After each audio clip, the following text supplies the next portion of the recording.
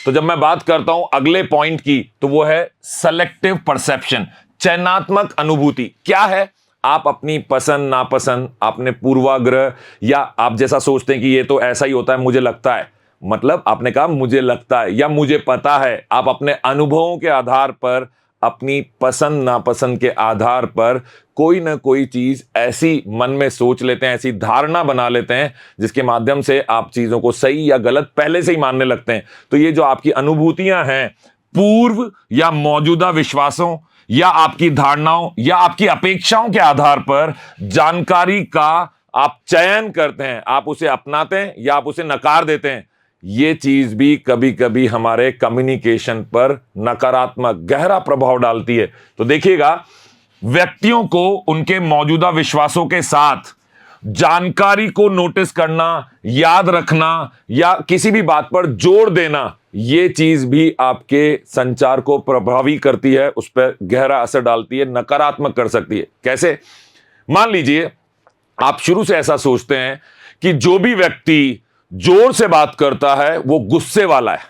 अब मेरी तो आवाज स्वाभाविक रूप से ऐसी है कि जब भी मैं बात करता हूं तो आवाज थोड़ी दमदार या ज्यादा जोर से निकल के आती है। मैं बहुत धीरे धीमे बात कम कर पाता हूं।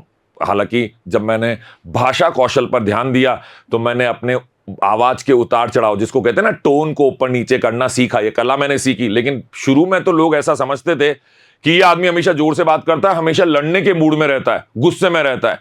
तो ये किसी का सोचना जो है वो सामने वाले के प्रति, उसके व्यवहार के प्रति उसके लिए एक नकारात्मक भावना उत्पन्न कर लेता है। तो कोशिश करिए कि आप जो भी चयन करें अपने अपेक्षाओं के अनुसार, अपने अनुभवों के अनुसार, उन सब चीजों में आप सामने वाले को समझने का भाव भी जरूर रखें। और इसी वजह से जब मैं किसी को प्रेम से कोई बात कहूंगा या मैं गुस्से में कोई बात कहूंगा, इन दोनों भाव के बदल जाने की वजह से ही सामने वाले को मेरी बात कितने समय तक याद रहेगी, इस पर भी गहरा प्रभाव पड़ता है। वो मुझे कितना नोटिस करेगा, मेरे ऊपर कितना ध्यान देगा, मेरी बात को कितने समय तक याद रखेगा, ये सारी चीजें मेरे बातचीत करने के तरीके से प्रभावी हो जाती हैं, उन पर असर आता है।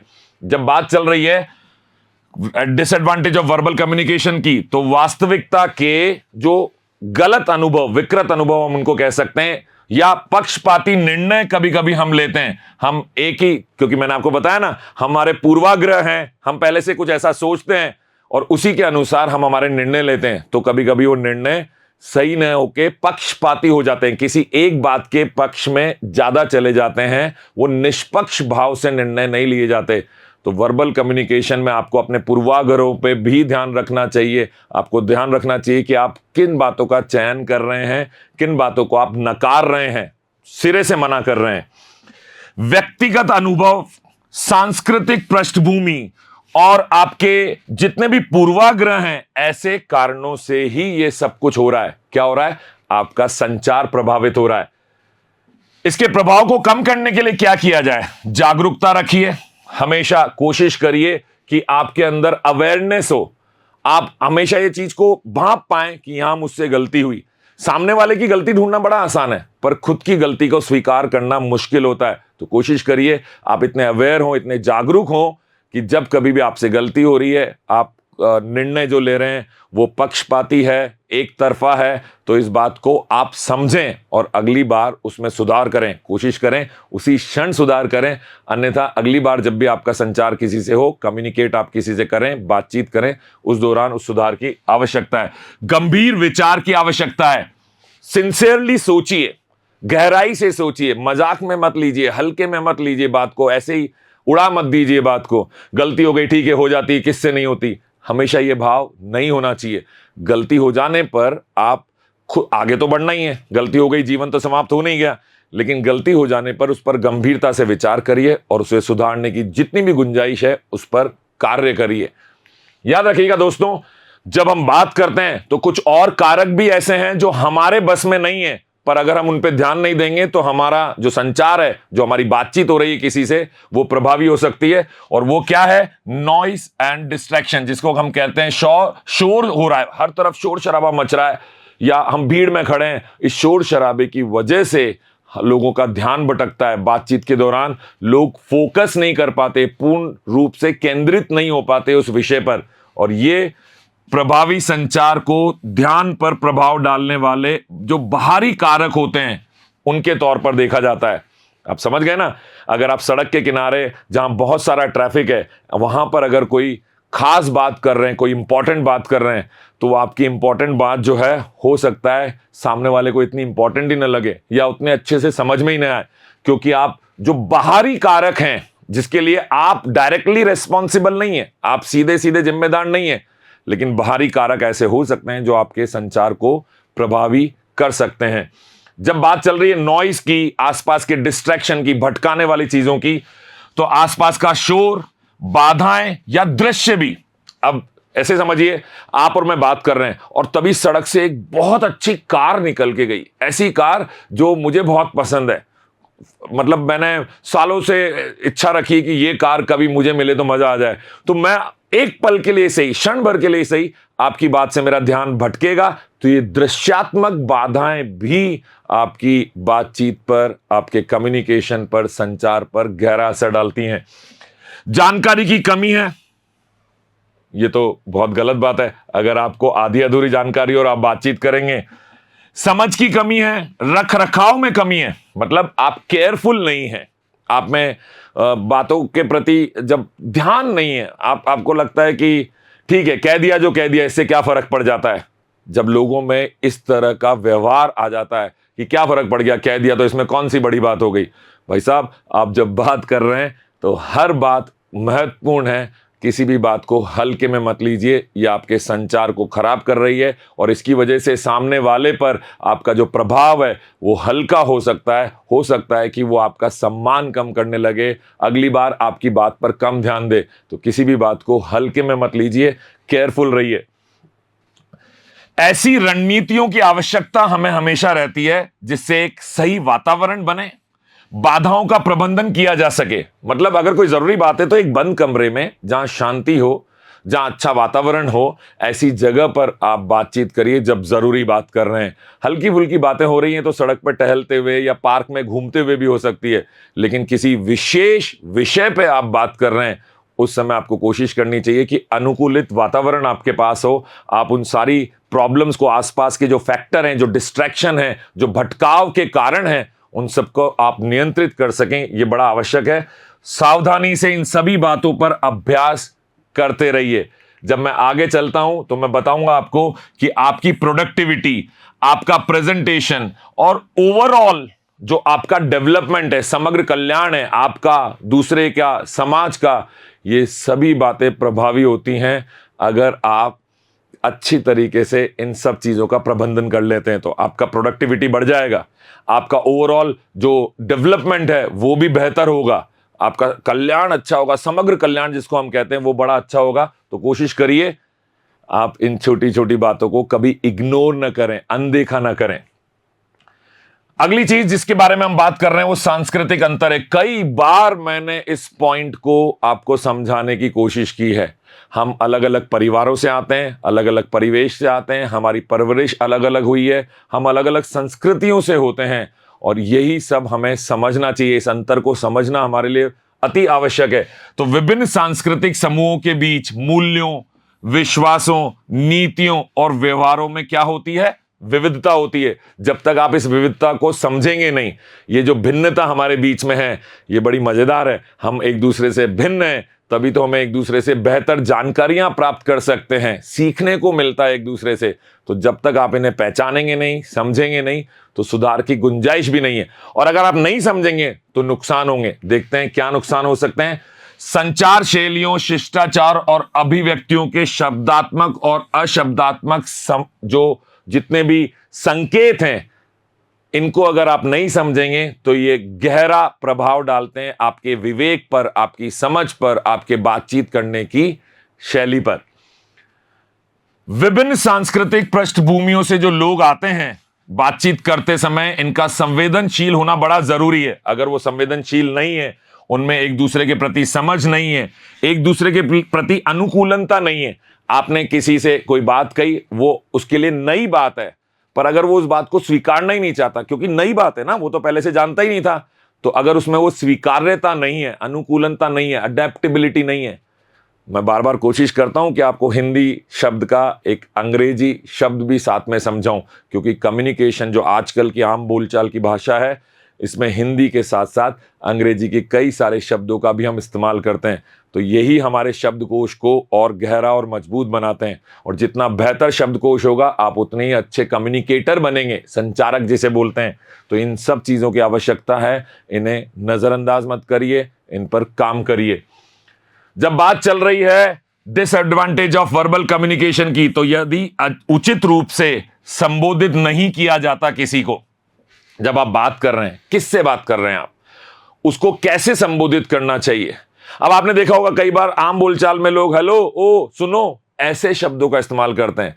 ये सही संबोधन नहीं है। तो जब सही तरीके से आप संबोधित नहीं करेंगे लोगों को, तो गलतफहमियां होंगी, संघर्ष होंगे, सामने वाला लोग अपमानित महसूस भी कर सकते हैं, उन्हें लग सकता है कि आप उनको कुछ समझते नहीं, अपने आगे उनको तुच्छ समझ रहे हैं। ऐसा कभी नहीं होना चाहिए। कोशिश करिए आपका संचार एक संविधान के अनुसार चले। जैसे हमारे देश का संविधान है, वैसे ही हर बात का, हर काम का, हर चीज को करने का एक संविधान है, एक तरीका है। उस तरीके के अनुसार ही काम होना चाहिए। असंवैधानिक संचार का कारण बन जाती हैं ये सारी चीजें, अगर आप इन पर ध्यान नहीं देते हैं तो। दोस्तों, मैं आपको बताना चाहूंगा कि जब हम बहुत सारी अवसर हमें मिलते हैं सीखने के, अगर हम उन अवसरों को हम खो देते हैं, उस समय पर हम कहते हैं ठीक है, जब जरूरत होगी तब सीख लेंगे, अभी क्या जरूरत है, तो जरूरत तो कब पड़ जाए आपको पता ही नहीं चलेगा। सीखने का मौका आपको कभी नहीं गंवाना चाहिए। सीखते रहिए, तभी आपका विकास होगा, आपको समृद्धि के अवसर प्राप्त होंगे। और ये कब होगा? जब आप हर वक्त सीखने के लिए तैयार हैं। तो याद रखिए, बेहतर कम्युनिकेटर कौन बन सकता है? जो हर वक्त सीखने के लिए तैयार है, जिसे ये महसूस होता है कि हाँ, मैं भले ही बेहतर कम्युनिकेटर हूं, पर अभी भी मुझे सुधार की आवश्यकता है। तो आप हर बार आपका स्तर बढ़ाते चले जाएंगे और बेहतर स्तर पर आप पहुंचते जाएंगे। मैं बात करूंगा आपसे सीमित प्रतिक्रिया की, लिमिटेड फीडबैक। अब लिमिटेड फीडबैक का मतलब क्या है? जब प्रतिक्रिया जो मिली हमको, आपने देखा है कई लोग ना आपसे जब बात करते हैं तो बात तो सुन रहे हैं, लेकिन ठीक है, अच्छा, ये रेस्पॉन्स देना, इस तरह की प्रतिक्रिया देना अच्छी बात है, लेकिन इसमें हमें पूर्ण रूप से कभी ये प्राप्त नहीं होती जानकारी कि सामने वाले ने हमारी बात को सिर्फ सुना या समझा भी। और अगर समझा तो उसे मेरी बात सही लगी या गलत लगी, अगर सही लगी तो उसे क्या सही लगा, और अगर गलत लगा तो उसे क्या गलत लगा। तो ये सीमित प्रतिक्रिया कभी कभी हमारे लिए हानिकारक हो जाती है। इसके कारण हमारा संचार भी ढंग से नहीं होता और हमारे अंदर जो सुधार की गुंजाइश है वो हमें कभी पता ही नहीं चल पाती। तो कोशिश करिए, जब प्रतिक्रिया की मात्रा या गुणवत्ता जो भी प्रदान की गई है वो पर्याप्त या अपर्याप्त होती है, उसी के अनुसार हमारे संचार पर फर्क पड़ता है। इस बात को समझना हमारे लिए बहुत आवश्यक है। अब जब मैं लिमिटेड फीडबैक की बात कर रहा हूं, सीमित प्रतिक्रिया के बारे में बात कर रहा हूं, तो समय की सीमाएं, क्योंकि कई बार सामने वाला सिर्फ सुन के आपकी बात को आगे बढ़ जाना चाहता है, उसके पास समय नहीं है, आपके पास भी समय नहीं है, तो आपने अपनी बात कही और प्रतिक्रिया का इंतजार ही नहीं किया, जानने की कोशिश ही नहीं की कि सामने वाले को अच्छा लगा, बुरा लगा, समझ में आया या नहीं समझ में आया। ये सारी बातें जानना आवश्यक है। तो कोई भी बात किसी भी क्षण मत कर लीजिए, उसके लिए समय की सीमाओं का ध्यान रखिए। संचार के कौशलों की कमी, आपके अंदर जो कम्युनिकेशन स्किल्स हैं उसमें अगर कोई कमी है, प्रतिक्रिया का प्रदान करने में अनिच्छा, आपकी इच्छा ही नहीं है, मैं क्यों बताऊं। आपने देखा होगा कई बार लोग ना सलाह देने से कतराते हैं। बेवजह की सलाह नहीं देनी चाहिए, लेकिन जहां सलाह दे सकते हैं जो दूसरे के हित में, आप भी दीजिए, पर कोशिश करिए कि उससे सामने वाले पर नकारात्मक प्रभाव कम पड़े या ना पड़े। उसे आप कहीं ना कहीं उसको हर्ट कर रहे हैं, उसे दुख पहुंचा रहे हैं, ऐसी प्रतिक्रिया देने की जगह उसे बताइए कि मैं नकारात्मक प्रतिक्रिया भी अगर आपको दे रहा हूं तो उसके पीछे कारण है, मैं चाहता हूं आप इस चीज को ठीक करें, यह आपके लिए बेहतर होगा। तो प्रतिक्रिया देने की अनिच्छा मत रखिए, दे सकते हैं आप प्रतिक्रिया, हर कोई इससे बुरा नहीं मानता। प्रतिक्रिया देने वाले पर और देने के तरीके पर फर्क पड़ता है, उसके कारण हम बता सकते हैं कि ये सही तरीके से प्रतिक्रिया दी गई या नहीं दी गई। तो ऐसे कई सारे कारक हैं जिनका परिणाम हो सकता है कि आपका कम्युनिकेशन अच्छा है या कम्युनिकेशन खराब जा रहा है, गलत जा रहा है। जब हम बात कर रहे हैं प्रतिक्रिया के बारे में, तो जब भी आप किसी को एक मूल्यवान मार्गदर्शन देना चाहते हैं, आप चाहते हैं कि वो सही डायरेक्शन में आगे बढ़े, हमारे घर के छोटे हो सकते हैं, हमारा दोस्त हो सकता है, आप सीनियर हैं तो आप अपने जूनियर को ऑफिस में, आप अपने समकक्ष लोगों को या अपने से नीचे जो काम करते हैं, जो आपके सहयोगी हैं, उनको भी सही प्रतिक्रिया देंगे, सही मार्गदर्शन उनको मिलेगा और उनका व्यक्तिगत साथ ही साथ पेशेवर विकास, जो भी वो कार्य कर रहे हैं उस प्रोफेशन में उनका डेवलपमेंट होगा। और अगर आप ऐसा नहीं करेंगे तो ये सब कुछ गड़बड़ हो सकता है, बाधित हो सकता है। तो प्रतिक्रिया बहुत जरूरी है, पर इसे देने का तरीका भी आना उतना ही जरूरी है। जब बात चल रही है प्रतिक्रिया की, तो खुले तौर पर संचार, मतलब ओपन डिस्कशन हो रहा है, अच्छे से बातचीत हो रही है, नियमित तौर पर प्रतिक्रिया दी जा रही है और इसको प्रोत्साहित किया जा रहा है। आप एक प्रोएक्टिव दृष्टिकोण ले रहे हैं, मतलब आप कोशिश कर रहे हैं कि आप आगे से आगे जानकारी लेना चाहते हैं और आगे से आगे सिखाने की इच्छा रखते हैं। तो इस प्रकार का दृष्टिकोण अगर आपके पास है तो आपका संचार प्रभावी होगा और आप एक अच्छे संचारक जरूर कहलाएंगे। याद रखिएगा, प्रशिक्षण के दौरान जो भी प्रतिक्रिया देने का एक मैकेनिज्म है, तरीका है, वो जो तौर तरीका है वो आपको आना जरूरी है। और प्रतिक्रिया के लिए अनुकूलन जो आपका एक स्वभाव होता है, किसी चीज को आप स्वीकार्यता देते हैं, भले ही वो नई है, आपके लिए नई जानकारी है या आपकी सोच से विपरीत है, उसके बावजूद भी अगर आप बात को समझने के उसके अनुसार अपने अंदर अनुकूल परिवर्तन लाने के लिए तैयार हैं, तो इससे आप बढ़ावा दे सकते हैं एक अच्छे संबोधन को, एक अच्छे कम्युनिकेशन को। दोस्तों, जब बात चल रही है डिसएडवांटेज, कमियों के बारे में बात कर रहे हैं हम वर्बल कम्युनिकेशन की। पहले हमने बहुत सारे फायदे देखे, एडवांटेजेस देखे, अब हम छोटे छोटे वो डिसएडवांटेजेस देख रहे हैं जो हमसे गड़बड़ हो जाती है, जिन बातों पे हम ध्यान नहीं देते। तो हम कभी भी इस चीज को नकार नहीं सकते कि जो दृश्य सूचना को पहुंचाते हैं उसमें अगर कोई कमी होती है, जिस भी तरह से हम चीजों को दिखाते हैं, एक पिक्चर हम जो लोगों की बनाते हैं या कोई दृश्यात्मक तत्व का हम इस्तेमाल करते हैं हमारे संचार के दौरान, तो उस समय भी हमारे को कुछ छोटी छोटी बातों का ध्यान रखना है। तो जानकारी को दृश्य साधनों के माध्यम से प्रभावी रूप से संचार करने में कठिनाई या असमर्थता का मतलब ही है दृश्य सूचना को पहुंचाने की असमर्थता। आपने कुछ दिखा के कोई बात समझाई, उसके साथ साथ आपने उसको दिखाते हुए बोला कि ये ऐसा हो रहा है, वैसा हो रहा है, आपने पूरी जानकारी जो देने का प्रयास किया एक चित्र के माध्यम से, एक दृश्यात्मक तत्व के माध्यम से, अगर उसमें कोई कमी है तो आपका जो कम्युनिकेशन है उसमें भी कमी आ जाएगी। याद रखिए, डिजाइन कौशल का, किसी चीज को कैसे प्रस्तुत करना है वो डिजाइन कौशल आपको आना चाहिए। प्रेजेंटेशन में स्पष्टता होनी चाहिए, उपयुक्त दृश्य तत्व आप लें, उनकी सहायता लें, और अगर ऐसी कमी उत्पन्न हो जाएगी तो फिर आपका संचार प्रभावी रूप से नहीं हो पाएगा, उसमें भी कमी आएगी। गलतफहमियां, भ्रम, अप्रभावी संचार का परिणाम दृश्य सूचना महत्वपूर्ण होती है। इसमें अगर आपने गलत दृश्यात्मक तत्वों का इस्तेमाल किया तो गलतफहमी पैदा हो सकती है, लोगों में भ्रम आ सकता है, आपका संचार जो है अप्रभावी हो सकता है। तो जब कभी भी आप कोई प्रेजेंटेशन के साथ, जैसे मैं अभी बात कर रहा हूं, आपके प्रेजेंटेशन के साथ आप किसी से संचार करें, बातचीत करें, कम्युनिकेट करें, तो दृश्यात्मक तत्व भी बड़ा प्रभावी रोल यहां निभाते हैं। दृश्य सूचना को पहुंचाने के लिए विजुअल संचार में कुशल व्यक्तियों के साथ प्रशिक्षण लीजिए। देखिए, यह मेरा सबसे पसंदीदा शब्द है, प्रशिक्षण। आमतौर पर हम एक उम्र के बाद ना सीखने की प्रवृत्ति को कम कर देते हैं और हमें झिझक होती है, हम हेजिटेट करते हैं कि मैं क्यों पूछूं किसी से, मुझे जानकारी कम है, मुझे पता है कि किसी चीज के बारे में मुझे जानकारी कम है, लेकिन मैं सामने वाले से पूछने में झिझक रहा हूं।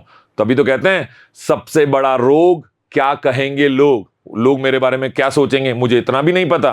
कभी मत घबराइए, सीखने की प्रवृत्ति रखिए, और जो भी आपको उस बात के बारे में, जो भी चीज आप सीखना चाह रहे हैं, जैसे कि दृश्यात्मक तत्वों को कैसे इस्तेमाल में लाएं, ये आपको इसकी जानकारी नहीं है, तो आपके आसपास इंटरनेट पे दूर दराज कोई टीचर आपको ऐसा मिलता है जो ये चीज सही तरीके से सिखा सकता है, तो उसके पास जाइए, उससे बात करिए, वो प्रशिक्षण लीजिए उन कौशलधारी लोगों से जिन्हें इस बात में निपुणता है।